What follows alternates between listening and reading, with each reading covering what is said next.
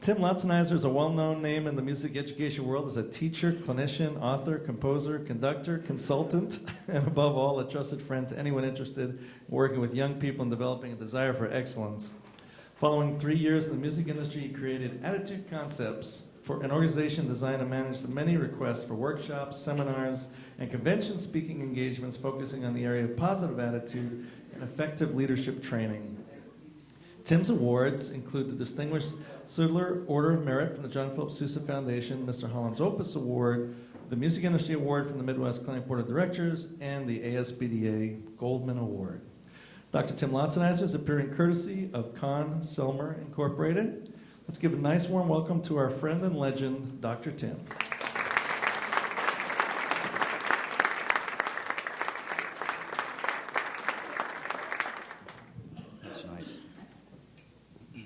Who writes your bio? I wrote that. I did. Nobody.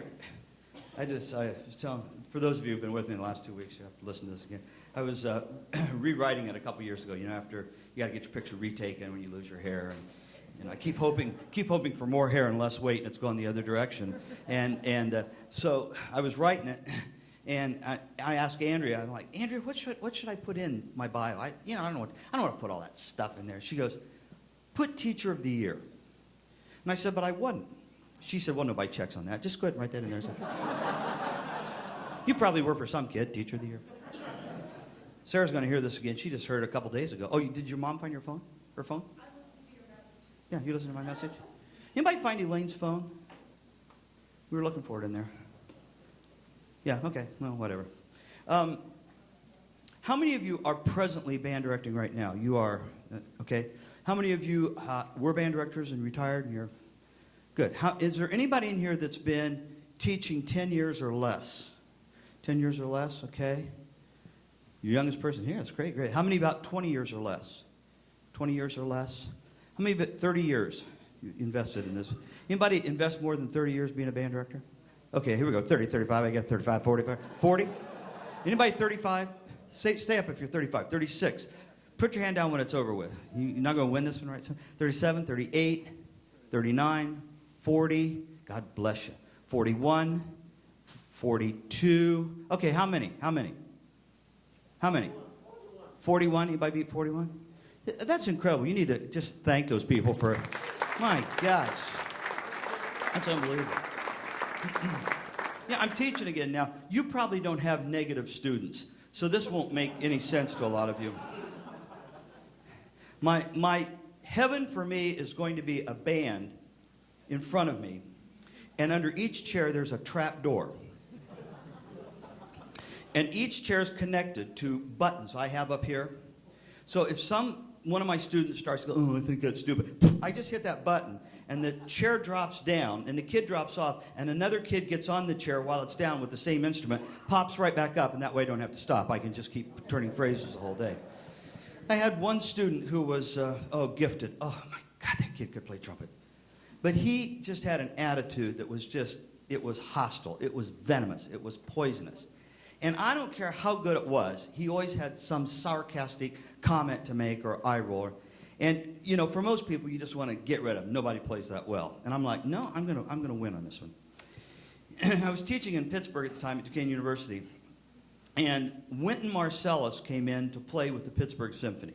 Now, it's not going to get much better than that, is it? Wynton Marsalis with the Pittsburgh. And I'm like, I'll call this kid Mike. And that was his name anyways. I said, Mike, I couldn't think of another name fast enough, sorry. I said, Mike, I'm going to take you. You're going to be my guest. And we're going to go hear Wynton and the Pittsburgh. And I said, before I'll take you out to dinner. I took him to a 4-star restaurant. I mean, I'm like, I'm going to make this so good he can't say anything bad. Well, the butter for his lobster wasn't quite the right temperature. And I'm thinking, I can fix that. We can do a drive-through McDonald's. You won't have to worry about lobster butter. So anyway, we get through the meal, and he's just fussing. We get to the concert. He was a little concerned because the seats where we were, he had to look up. That kind of hurt the back of his neck. And Wynton came out, and he did the Haydn. Just unbelievable, unbelievable. And then the second half, he came out with his jazz quintet, and I'm telling you, that guy was all over that horn. And Michael's an incredibly gifted musician. And he kept getting closer and closer up on his chair, and pretty soon he was just locked like that. And finally, towards the end, he reached over and he grabbed my arm. He goes, "I'd give my life to play that well." And I said, "He did." There's the difference, pal. You talk it, but you don't walk it. You will go back tonight after school, or after this is over with, and in school tomorrow, you'll tell the people about your meal wasn't adequate. You'll tell them we didn't get there in time. You'll tell them you didn't have the right seating. You'll tell them everything that's wrong. Now, let me tell you what Winton's going to do tonight after this. He's probably going to go back to his hotel. He'll be nice to everybody. He'll go back to his hotel. He'll get room service at midnight, slam in his whisper mute, and start playing again. He has given his life. You in this room have given your life to the profession of band directing. I mean, this is not something we just kind of say, "Oh, by the way, that's what I did." Band directors are different than every other teacher in the school. I mean, and the difference is, do you know other teachers come to school when it starts? You're there 2 hours early, right? And you're having some clarinet sectional at dawn or something to try to... Other teachers, when the school day ends, they go home. That's when we start. That's different. Other teachers vote for shorter days. We vote for longer days. Other teachers want block scheduling, 4 classes. We want 16 classes, because then we can have madrigals and chamber groups and with theory. I can teach theory, and we're... Other teachers in the summer go away from their discipline. We go to... Look where you are. Look where you are. You paid to come here. We don't have money to stay in a Hyatt. You all know that. And you paid for my room as well. Other teachers during spring break go away from their kids. We pack ours up and go on tour. We take them to Orlando and try to convince our spouse it will be a romantic experience to travel with 140 middle schoolers as we tape them into their hotel rooms at night and eat at Old Country Buffet or something. I mean, it's just nuts. Do you ever catch yourself doing one of these where you go, "That's it. It's my summer. I'm doing what I want to do. Enough of this band stuff for a while. Get my fishing pole, get me a 6-pack of adult beverages, get in my boat, get my CD player and my Hal Leonard recordings, and I'm out there." Right? And we're sitting out there listening to tunes we're going to play next year as fish are jumping in the boat. You're like, "Get the hell out of here. I got to listen, right?" Isn't that great? We're different than everybody else. So the stuff I want to talk about is not stuff that everybody else talks about. And I'm going to try to keep this light so we can have a good time. I think what makes us different in not only just the respect to you. You know, does anybody in here, are you still doing at your school all teacher in services? Yeah, where they bring, yeah, oh God, I know. Did you hear the groan? Where they bring all the teachers in at one time at the beginning of the year, and then they hire some idiot like me who thinks we're supposed to plug them in for the rest of the year. Now, band directors don't go to those because you know the kids are out of school, and you schedule rehearsal at that time, don't you, right? I think that's what I have to pay as my penance in life, is to do those things. Because when I get in front of a whole group of teachers, it's not near like you. And I get in front of band directors, it's a whole different spirit. I get in front of music teachers, it's a different spirit. So what you bring to the lives of all of us may be beyond measure. How many of you are in this room because of a band director? Yeah. I would love, and please understand, I think the most important thing we do is connect them to music. I think if our personality gets in the way and they become attached to us instead of the music, I think we've done the child an injustice. I think we need to do music for the sake of music. But I'll tell you, if it hadn't been for my band directors, I wouldn't be here right now. I mean, that's a pretty big leap from Proud Mary to Schoenberg. And if it hadn't been for a band director constantly shoving my face back in that and saying, "No, this is worthwhile," till that maturity in my mind went, when I finally listened to Schoenberg and went, "Oh my Lord, that's genius." Because to me, it was just a bunch of sounds before that. But a band director who never let go of me. A music teacher that every time I fell down, got me up, dusted me off, put his foot squarely in my rear end and said, "You're worth it. Don't you dare give up." So let me see what we have in here in terms of this. Let's see what the instrumentation is. Woodwinds? Where are the woodwind players? Thank you. Brass? Did you feel the difference there in the room? Woodwinds are like, "Yes." Brass are like, Percussion? They're going, "Can you repeat the question?" I'm a percussionist, so I'm used to being beat up on. I have this theory, I can't prove it, but I have this theory that the further back in the band you go, the worse the discipline is. We're flute players. We're the flute players in here. You see, you're always nice and you smell good, and you sit up front and you're pretty, and we let you drive our cars and babysit for us, and you're the treasurers and all that. You'd never give a tuba player your car keys. I mean, that would be the worst thing you possibly do. And then by the time you get back to the percussion, your drummers just walk around back there all the time. They're always like, what are you doing? Checking this part right here. I always love those band directors who never look at the percussion part till about a week before the festival or whatever. And I can always tell when you do it because you've been working on this shaping of the phrase and everything. And so all of a sudden you just see the head go down to the percussion. This is the scenario. It's like,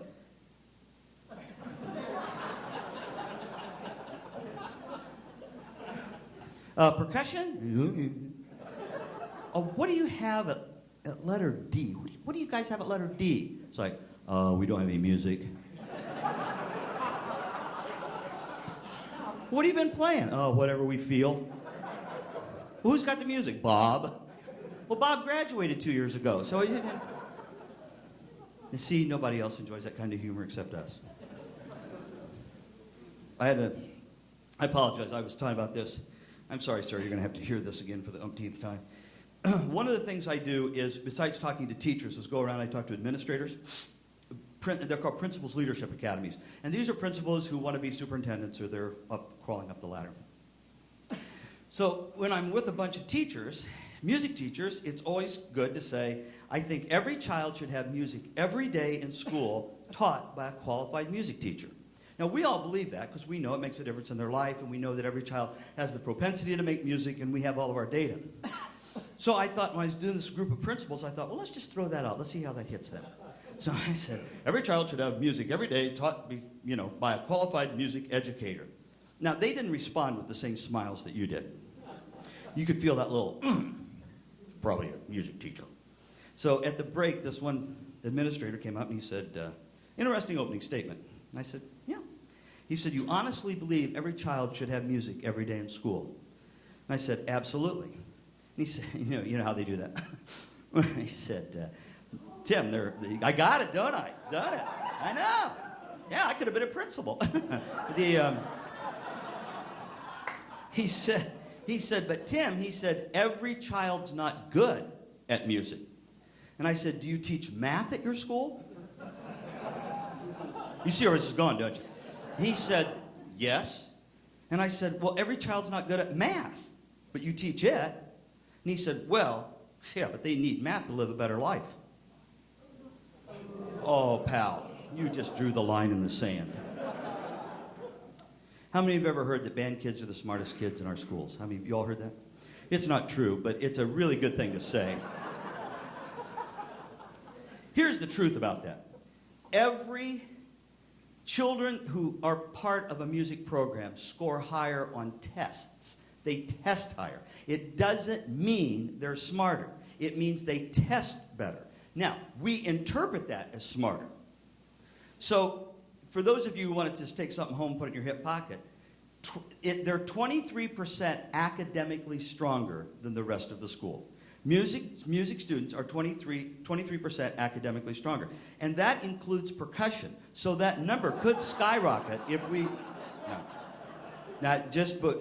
I'm a percussion, so I can beat it myself. Does anybody know academically what the smartest instrument in the band is? Now, you're probably going to guess wrong if you don't know. Academically, the smartest instrument in the band. It's trombone. Now we know where the trombones are all sitting, don't we? Next is percussion. Now, the study was done by a trombone player and a drummer, so I don't know how skewed it might be in our favor. You know, if I would just not get that last laugh, I'd get a lot more credibility in this profession we're in. Let's do a quick thing here with the brain thing, just so you can really take something home. We have about 200 billion brain cells. 200 billion. And we've learned so much about, in the last 3 years, about brain dominance. Well, actually, since about 2003, 2004.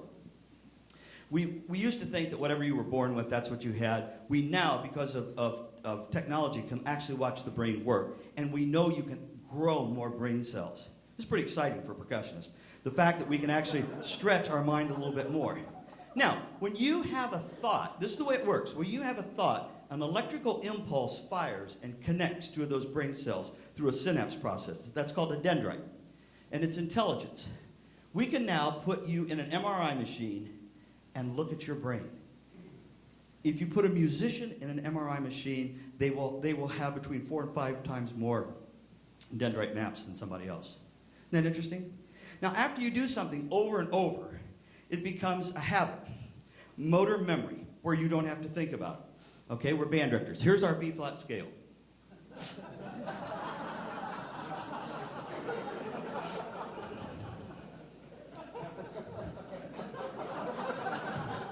Week 2.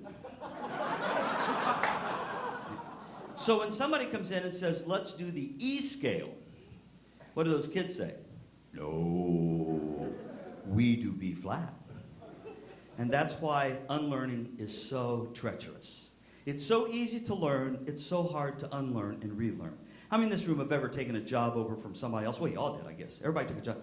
And what did the kids say the first year? We didn't do it that way last year, which means I don't want to change out of the B-flat scale and learn anything new. The mind does not really like learning very well. It'll do it, but it doesn't like to do it.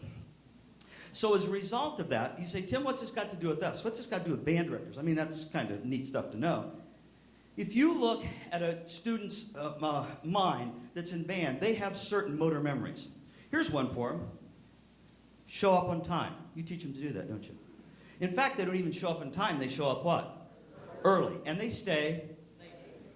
Guess what the #1 request is from our business people in this world? We want people who will show up on time and stay till their job is done. You're training children to be successful. Now, I don't want them in because of that. I want them in there because of Percy Granger. But if that's a good byproduct, let's take it. You also tell them you have to do it until it's right.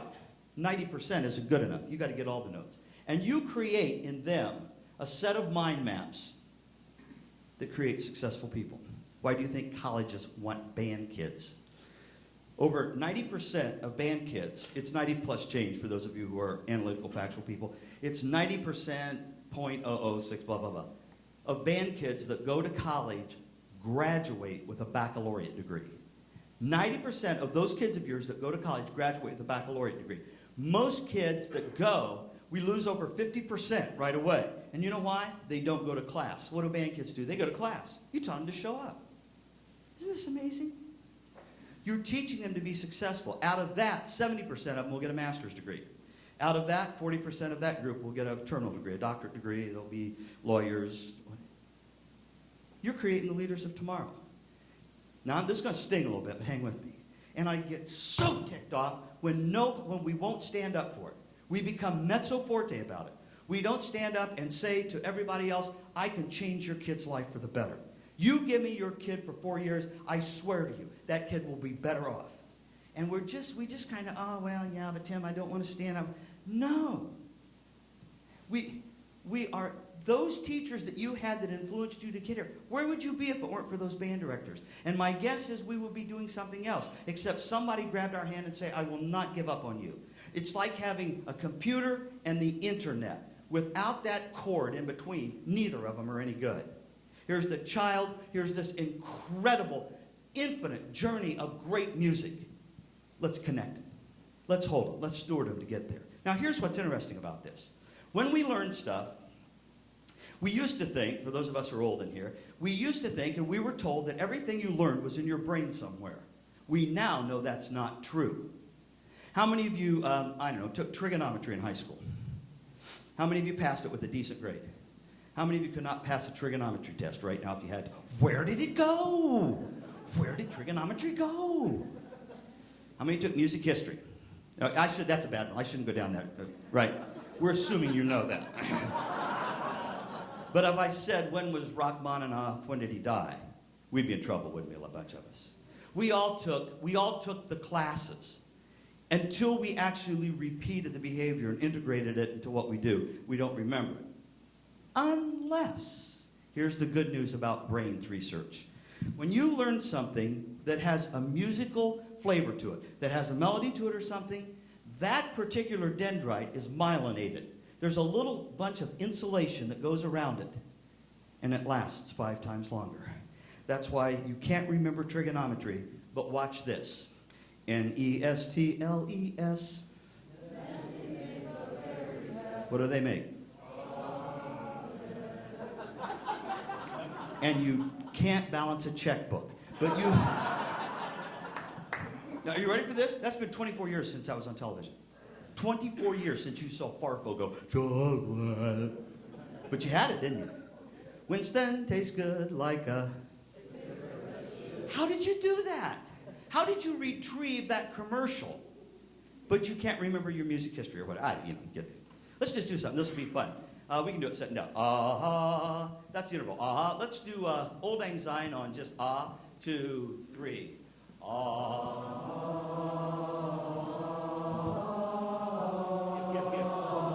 us some harmony.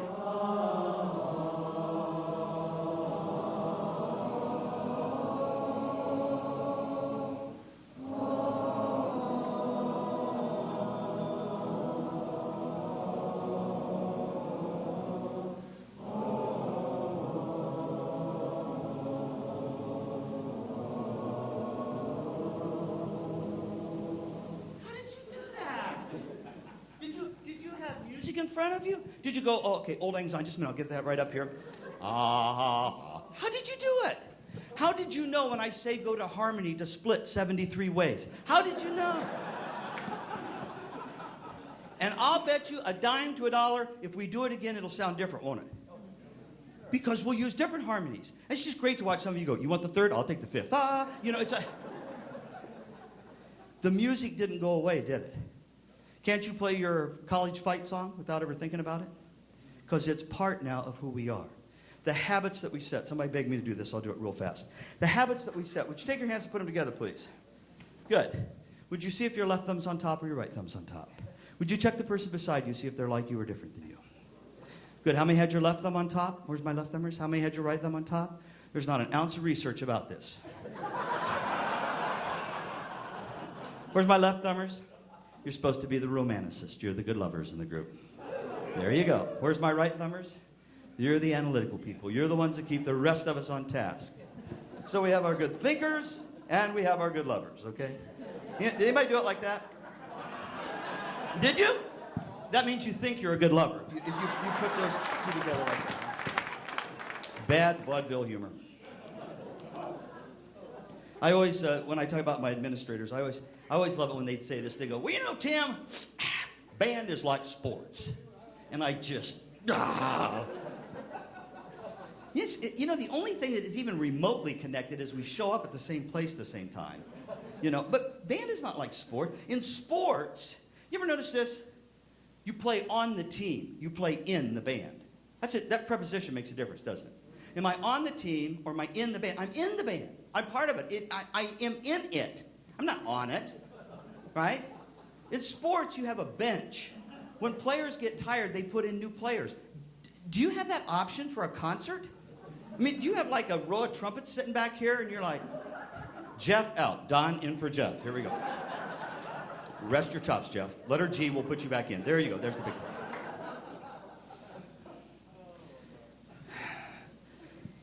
We're so much different.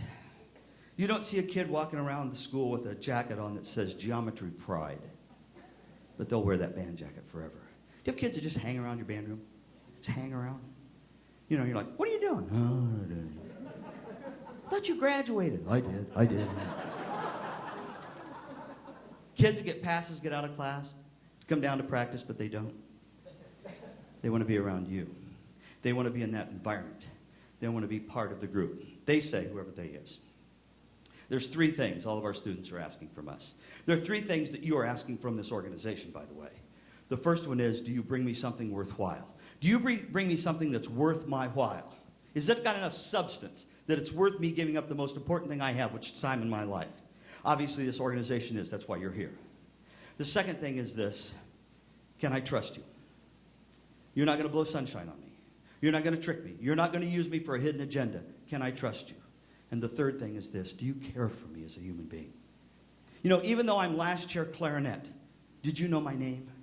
Did you wave at me in the hallway? Because is it not true that last chair clarinet in 2 years is going to be bucking for first chair? If they know. Now, here's the thing. There's no easy way. We're talking at lunch. There's no easy way to learn to play a clarinet or a flute or anything else. That's time on task, which is unusual in today's society. Everybody wants it, and they want it when? Right now. We are an art form that requires time on task. There's no shortcut to clarinet. There's no shortcut to trumpet. But once they get it, it triggers a part of their creative mind that will lead them to places they can't be anywhere else. Penicillin came out of that same part of the mind. That's how they discovered penicillin. And if we don't trigger that part of the mind, by the time the kid's about 13, 14, or 15 years old, it's not going to get triggered.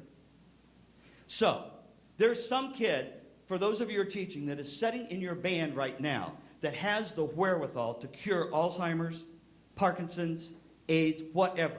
And if we don't get to them where that part of the mind goes, I can go places I can't go in regular school, in my thinking, in my heart, in my soul, it's not going to happen. And we will all lose. Do I want them in there because they're going to be doctors? No. I want them in there so they can play Irish Tune from County Derry. I want them in there so when they play Holtz, they feel that march. Or they pull in that center section. I want them there so when we play incantation and dance, they can see the mystical part in their mind. And each one of them will see it different. It will be individual like a snowflake for them. And without you, that doesn't happen. That puts a lot of responsibilities on your shoulders. Band is a place for everybody. 5 guys get to play on the basketball floor. We'll take anybody, won't we? Can you create smoke on a mirror? You're in. Come on, you're alive. There's a uniform, put them on bass drum where they can't do any harm. Okay, here we go. Next. You're at Jim's great clinic this morning. You know that's not the thing to do. Band is a place for parents, too, for family, right? I mean, if in athletics, and I'm not putting down athletics, I love sports, but in athletics, you sit and watch your kid. If you're in band, you help. You got the parent crew and the mothers sewing the flags and people out earning money, selling roadkill or whatever it is to draw a few dollars to take them to, Disney World. I was, how many of you do marching band, just out of curiosity?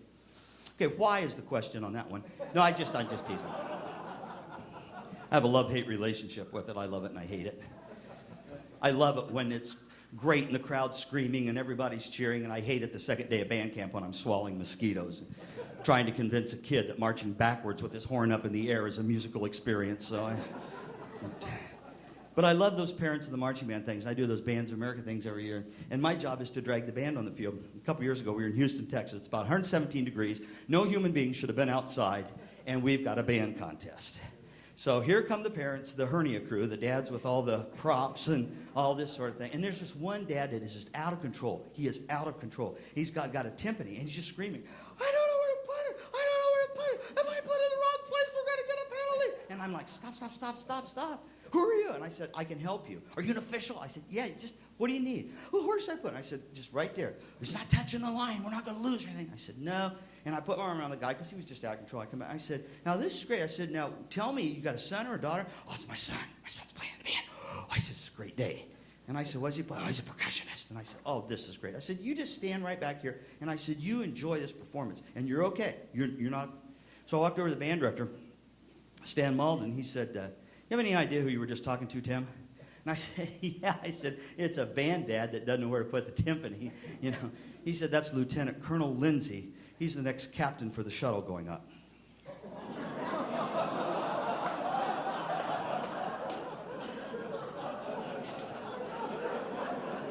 He doesn't know where to put the drum. We're giving him a $2 billion airplane to fly that we paid for? This is the school, the Nassau school. And he said, yeah, and those 2 have already been up. Those 2 dads over there, and he's pointing out, like 6 of the dads were astronauts. Well, I'm starstruck. I mean, I'm just like, so the minute it's done, they're done, I'm running over because I want to meet this guy. And they're all short, because they got to get in those planes, so they're all have to be little. And he comes running, and he jumps in my arms. Thank you, you hug. I said, my God, you're Lieutenant Colonel Lindsay. And he said, not today, I'm not. I'm a band dad today. And I said, I don't believe you're out here. We've invested a lot in you. You could die in this weather. And I said, what are you doing here? And he said, well, I'm doing the most important thing in my life. I'm supporting my son. And it's like, I could have had a V8. He said, you want to meet some other astronauts? Yeah, will you sign my face or something? That wouldn't happen without a good band director, would it? He gave those people a chance. So I look at you and I go, do we get in our habits? Now would you take your hands and reset your fingers the other way and put the other thumb on top? And how does it feel? It feels like an E major scale, doesn't it? And you know what? Until we make changes, I was talking to Ed and to Rob during our quick lunch, which was great. If we're going to get better, something's got to change. Doing the same thing the same way over and over is the definition of insanity, expecting different results out of it. We have to make changes. I would just love to bring a bunch of those college kids in and just let them mix with you for like 4 or 5 days so they can feel that heritage that you bring, so they can feel what it's like to dedicate your life to something. And as a result, look back on all those kids and go, I made a difference. My life counts. I just hope when they put that last nail in the coffin, there'll at least be one kid that goes, because of Tim, my life's a little better. And that will make all the teaching and all that stuff worthwhile, and all the fighting with the administrators and what do you mean you got to play on the stage? It's our concert, and all the other stuff that goes on with it. They want you. And that's why I get concerned when we don't stand up. That's why I get concerned when we come in mezzo forte, because if we aren't the ones cheerleading for the profession, who's going to do it? And you know what the answer is? Nobody. You know those administrators we laugh at about all the time? They want to have the best schools in the world. They want it. They want those test scores off the chart. And nobody can do it better than you can. To you retired people, which I don't think you retired, I think you refired. Because you're out helping and mentoring and going into schools and still teaching lessons and coming to the convention and helping those young greenhorns. Come on. Because you know what? The world's going to be a better place. I am absolutely convinced that if every kid around this globe took band lessons, played an instrument, we would not have war. Right? I'm serious. Now, that's not a political statement. That's just because we'd be rehearsing, getting ready for a concert coming up, and there wouldn't be any time for that nonsense.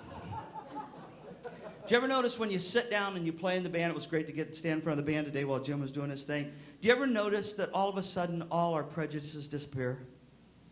All of a sudden you don't care if this person's a Mormon or Catholic or an agnostic or an atheist or whatever. You just want to get it in tune. You want harmony. You want to bring it together. You want to try something that'll make it better at the end. So I look at what you do and I go, it's more than we think. There was a young man that wrote this, and when a kid comes up and says, "Oh, I think I'd like to be a band director," the typical answer is, "What? Oh God, no! You're smart." Instead of putting our arms around that kid and saying, "You're kidding. You want to do what I do?" I mean, how much louder can a kid yell, "I love you"?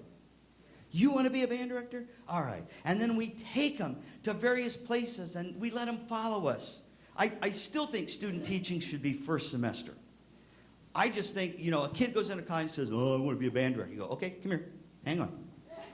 You hang out with Miss Johnson or you hang out with Mr. Miller for a semester.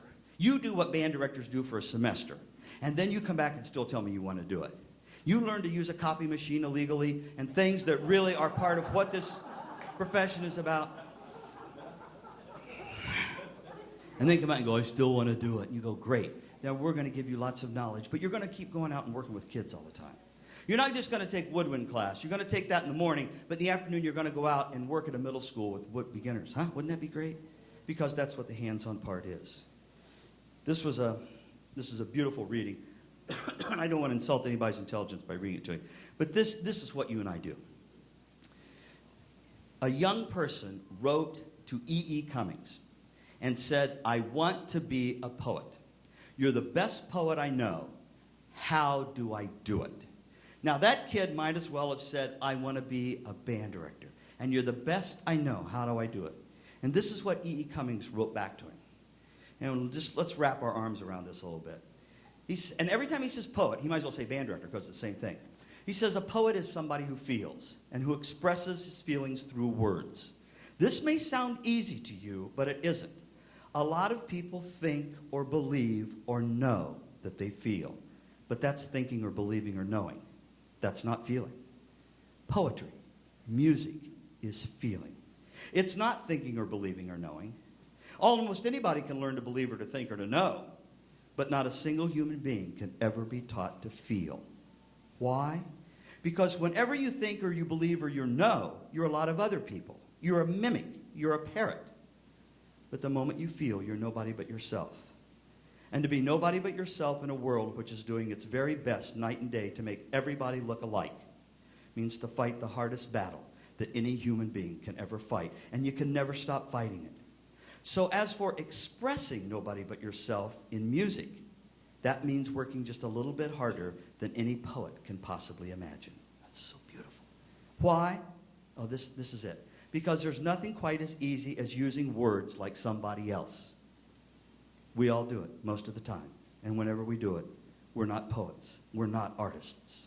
At the end of your first 10 or 15 years of fighting and working and feeling, if you find you've written one line of one poem, I would say you're very lucky indeed. So my advice to all young people who wish to become poets is, no, do something easy, like learn to blow up the world, unless you're not only willing, but you're glad to feel and to work and to fight until you die. If this sounds dismal to you, it isn't. It's the most wonderful life on earth, or so I feel. God, isn't that gorgeous? And I just go, you know, Tim, you get caught up in all the stuff and the collecting the money. And you get caught up in, well, that's not right. How could they stand back and look at those kids who do what they do, who feel something they can't feel, who say something with that instrument they can't say any other way in life, who walk into your rehearsal and they are safe for the first time in school. And it's because of a teacher. It's because of a band director. I think I was talking about this, Sarah, at the thing. How many of you had a teacher that made a difference for you? Great. Not many people know this about me, and now it's going to be a webcast. Right? I have a speech impediment. I'm a stutterer. And when I started out early in my life in the first grade, we didn't have kindergarten in our little country town, they thought because I didn't talk that I might have some mental problems. And that may have been true. That prognosis may have been around. I'm not sure about that. But I wouldn't talk because when I talked, I stuttered. So you can imagine what that was for a first grader who had to read in front of his class.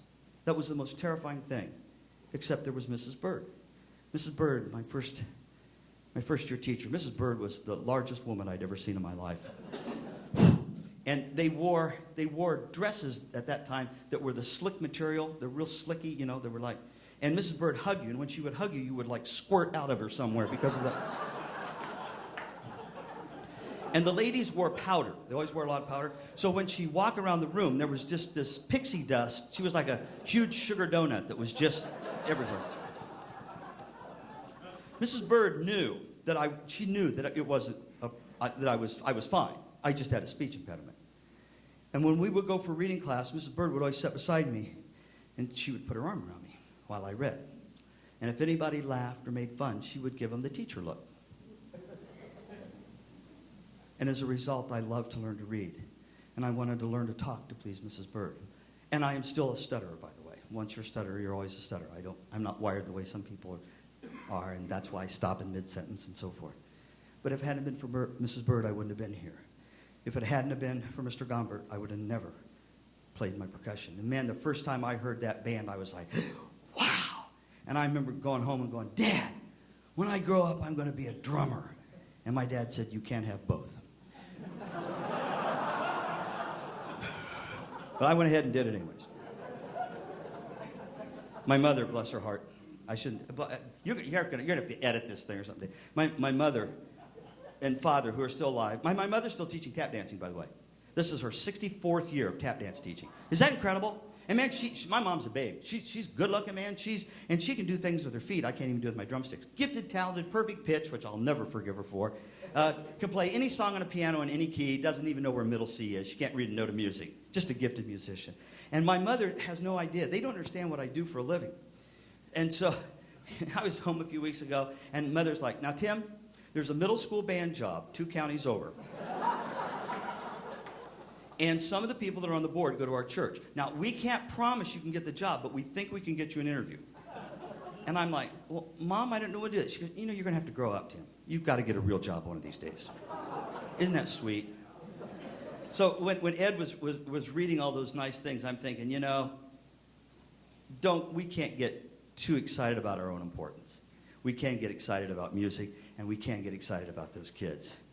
Anybody here use Essential Elements? My grandniece came home from band the first day. And said to her mother, she said, "Mom, you're not going to believe this. The guy that wrote our band book has the same name as Uncle Tim."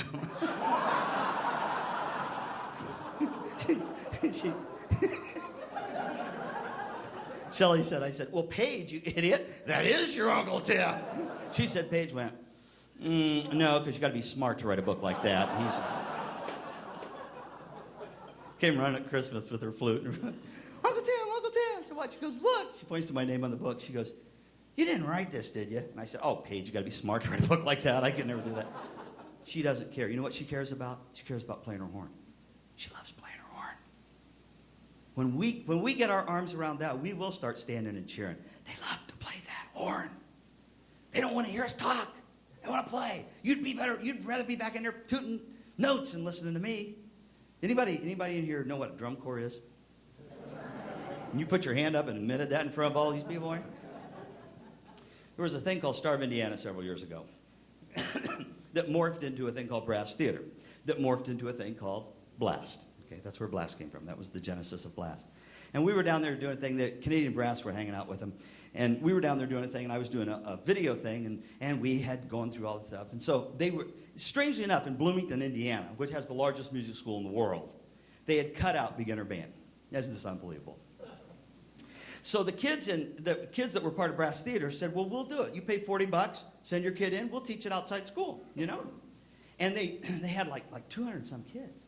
So we finished the day, and Jimmy Mason, who's just the greatest guy in the world, said, "Tim," he said, "you know, your plane doesn't leave Indianapolis for about 4 hours." He said, "We have the beginners today." And he said, "We're using your book." He said, "Is there any way you could come over and just say hi to those kids?" Well, I mean, that hits your ego, doesn't it?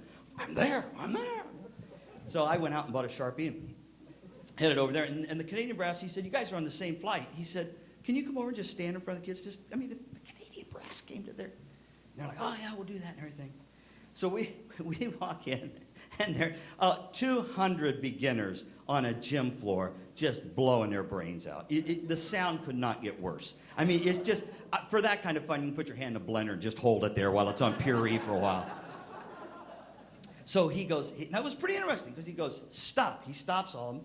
And he said, "Boys and girls," he said, "let's turn back to the cover of our book. And you just watch these 200 kids go, well, why are we doing this? Why are we doing this?" And he said, put your finger on that name." And they all did it because they're compliant. And he goes, "You're not going to believe this, boys and girls." But he goes, "That name is that man right there." And he said, "How many of you kids would like to have Dr. Sim sign your book?" And not one kid put a hand up. I mean, I'm looking for even just a little flute player to kind of, help me out. Not one. And so Jimmy's kind of embarrassed. He goes, "Well," he said, "maybe we'll do that afterwards." He goes, "Boys and girls, have I got a surprise for you?" He said, "How many of you boys and girls have heard of the Canadian Brass?" And not one kid put a hand up. He said, "Maybe you'd like to play for these gentlemen." Well, now we're in business, aren't we? And spits flying and reeds, and here we go. And so I went back, and the euphoniums came up to here, and there was an empty chair, and I just sat down here. And then this was the end of the trombone section. There was a little kid with a pea shooter trombone, and then one of the kids from IU, who was one of the helpers, one of the teachers, he sat next, and then on down the line. Now the kid from the little beginner had little pea shooter trombones. The kid from IU's got a bass trombone with a trigger, and it's got a Starbucks, and it's got Wi-Fi on it, and every bell and whistle you can imagine. Gene, the trombone player from the Canadian Brass, is standing behind the kid from IU with his hands on his shoulders. And so they're playing Go Tell Aunt Rhody or something. And I watch this little boy, and he just, how they do their slide. Just not much finesse in those. And so they come to the note, and I see his slide go down and that finger go out. He's going to hit that bell for third position, and it's bang. And the kid from IU went to long 5, short 6 and triggered it. He played it in alternate position. And when he quit, and that other slide went down, that little boy went. So they played it again. He stops in third. The other kid goes down, triggers it. And this little boy goes like. The third time they did it, he took his pencil and he went 3 over the top.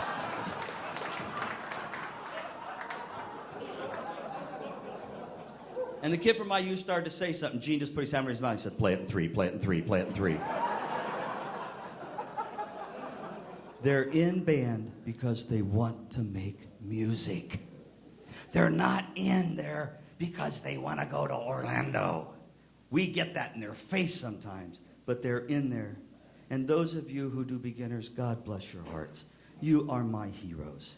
If I thought that was the first musical sound I was going to hear every morning, I think I would just back into a telephone pole on purpose. And you stand in front of them, and they're going like, hot, cross, buns, hot. And you're going, good. And I'm like, ah. And in a year, they're playing in tune. And then they move up. And then they get first chair. And then they go to college. And then they start really becoming just incredibly proficient. And then they're sitting in here. And that's just the way it works. And everybody's got a chance to do it. You don't think music makes a difference? You don't think you make a difference?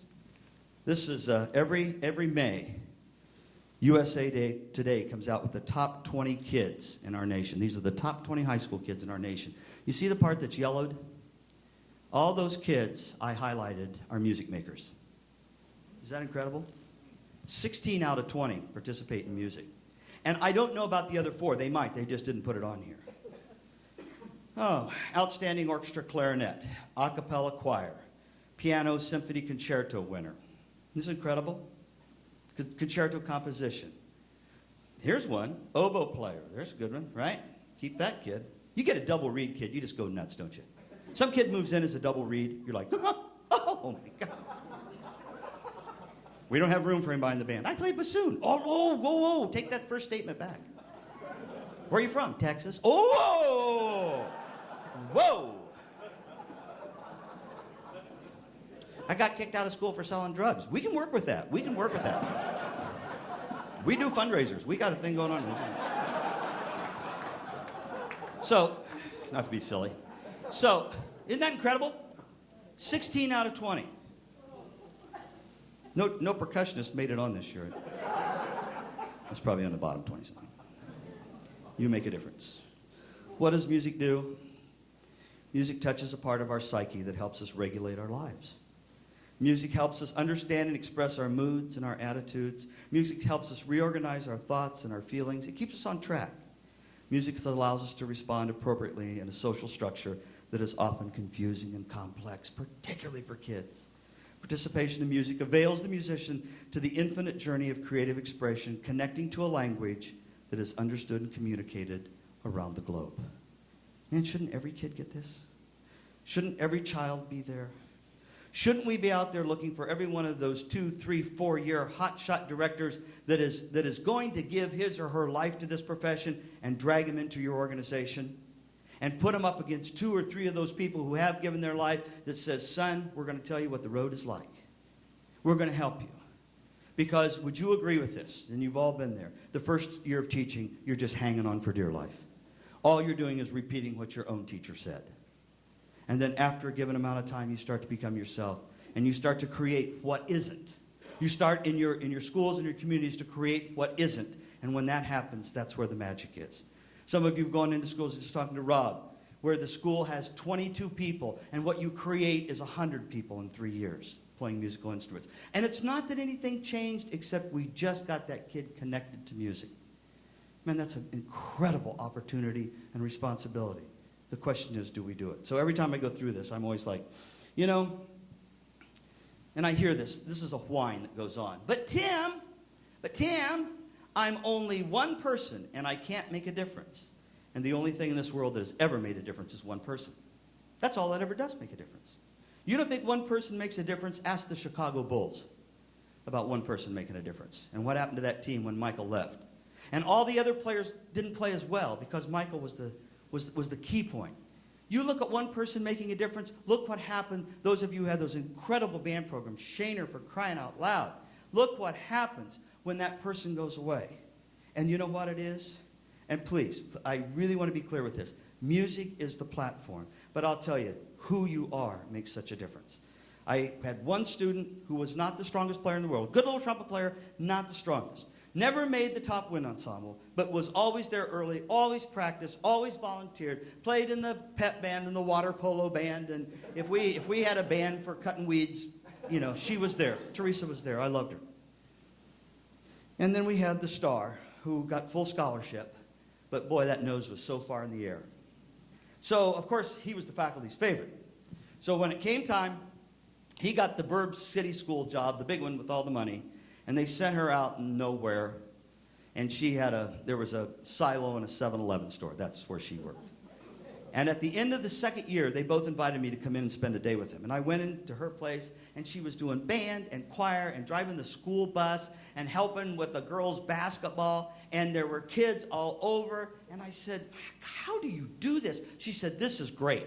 She said, when I coach over here, I can get those kids in band over here, and I've got them in choir over here. She said, there's nothing else to do in this community. You're either on a tractor or you're making music. And she said, most of the kids don't want to be on a tractor, so I got them. And she just saw that as wonderful. I went to his school, and the band was about 50-some, and he complained, and he couldn't get any involvement, and the kids were, you know, they were so sophisticated they didn't have time for this, and it just kept getting worse. His kept going down, hers kept going up. And you know what's going to happen. The superintendent called me one day at the big Burb school, and he said, hey, he said, I know that was supposed to be one of your hot shotters from the university, but he said, we can't even recognize the national anthem anymore. He said, can you get me somebody here that can save this band program? And I said, yeah, I know somebody that can do it, but she is not the world's greatest musician, but she is one of the best band directors. He goes, I'll take her. I call her, Teresa. She goes, I don't think I'm ready for that. I said, you're ready for it. They fire him, they hire her. I get a call from him. I don't have a job. You know any? Yeah, I know one out in the country somewhere. But now, do I need to tell you what's going to happen here? In 2 years, I went in to visit her school. She had kids in the hallway. She was up to 3 bands. I mean, and I said, how did you do this? She goes, oh, my God. She goes, it's unbelievable. She goes, these people have money. She said, I can get private lessons. We can take trips. She goes, they're sophisticated. They understand good music. She said, thank you. This is the best situation I've ever been in my life. And I went out to his school, and the band had been dropped, and he had about 17 in the choir. And I said, what happened? He goes, oh, these people, a bunch of dumb farmers, they don't know what they're doing. And it had nothing to do with this or this or this. It had to do with this. And you know where she is right now? She's the dean of a music school. And he's selling insurance. You know what? When we change the way we look at things, the things we look at change. And she saw it as opportunity, and he saw it as I can't because. And your organization has always been, we can. Nothing will stop us. We can. And when I look at that, I go, then you should be on your feet cheering so everybody around hears you. So every kid that's going through a band directing curriculum goes, someday I'd like to be in. That's one of my goals. And you're reaching on the other end going, give me a few years experience. I got you. Come on, kiddo. Now you're part of us. You're one of the members. So what we do and the way we do what we do may be the most important thing in the whole world. It all comes down to this. Would you do this for me real quick? Would you fold your arms like this, one up, one down? Would you see which is up and would you see which is down? Thank you. Would you check the person on each side of you? Good. You always feel better if they're like you for some reason. I don't know what that's about, but right? Now, would you take your arms apart? Would you take your arms apart? Thank you. And would you reset them the other direction? And see how hard it is to do? Because that mind has to remap itself. So anytime we're going to make anything better, we have to go through remapping. Now, let's put a tag on this. And again, I really want to. Ed's one of my favorite people. When Ed called and said, would you come and hang out and spend some time with us? And I get to see Lloyd, and I get to see all Dixie and all my friends like that. That is such a gift, to be able to have a friend call and say, can you come and help me? And so, you know, you call the Conselmer people, and they're like, well, is this worthwhile? I'm like, come on, these are the leaders in the profession. If we don't get in front of them, we won't get in front of everybody. And then watching the industry people, who I've been the biggest cynic about them forever, and now I'm starting to realize they're trying to help, say, sure, go do that. And then I mean, walking in this morning and seeing people, and it's like, it's about the people. Don't you have kids that you thought you didn't affect, that you really affected? And I remember at 4 o'clock in the morning when the phone rang, and I don't know what you do when your phone rings at 4 o'clock in the morning. I bolted out of that bed and grabbed it because my dad has heart disease, and I'm like, hello. And the line's going, and I'm like, who is this? And I hear, Mr. L. Now, if it was Mr. L, that was before Dr. Tim. The kids couldn't pronounce Lotzenheiser, so they called me Mr. L. And I thought, that's one of those snotty little band kids calling me at 4 o'clock in the morning. I said, who is this? He goes, it's Jason Miller. Oh, God, that's a kid I hated. Hated that child. Well, he would never come to rehearsal. He was always kind of behind. In fact, I shouldn't tell you this. I'm embarrassed to tell you this. But there were occasions I hid his mouthpiece before a concert.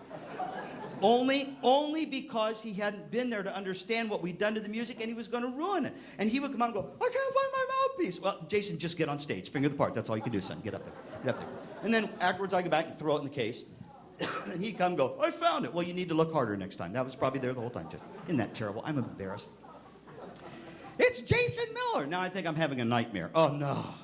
I moved away from there to get rid of you, all right? I said, Jason, what's going on? Where are you? He said, I'm in Munich, Germany. I said, do you know what time it is in Indiana? He said, I figure it's about 4 a.m. Okay, well, you learn to tell time. That's good. And I was real curt with him. I said, what do you want? And he said, Bonnie just had a baby boy. Bonnie who? He said, Bonnie Gutierrez. Now, that's a little clarinet player. I loved her. She's hot. I was like, you married? Why would she marry a dork like you? You married Bonnie? He goes, yeah. And he said, we just had our first child. And he said, Mr. L, I wanted you to be the first to know. He said, I always remember you telling us that he listened to anything, that you would not have children in your life. And he said, I'm naming my son Timothy after you. He said, Mr. L, you're the best teacher I ever had. Well, Jason, you were always my favorite. You know that. I